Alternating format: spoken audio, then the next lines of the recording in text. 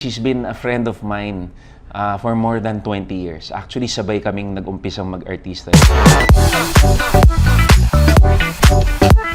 Masaya at saka he's a very, very mature young boy na ako hindi ko maiisip na nung panahon ko, nung ka-age ko siya, hindi ako ganun mag-isip.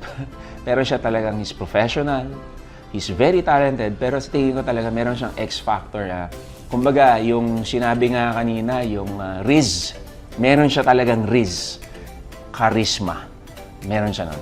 Kaya Nadine Zamonte, she's been a friend of mine for more than 20 years. Actually, sabay kaming nag-umpisang mag-artista ni Miss Nadine Zamonte.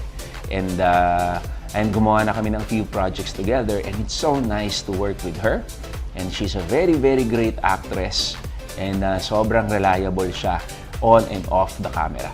Pero isa sa mga pinaka hindi ko talaga makakalimutan is yung mga meron kami yung mga eksena, yung family ng Agapito.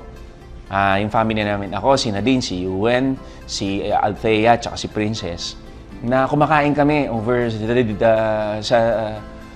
kumakain kami sa pagkainan, nagdi-dinner kaming family, tapos nagtatawanan lang kami.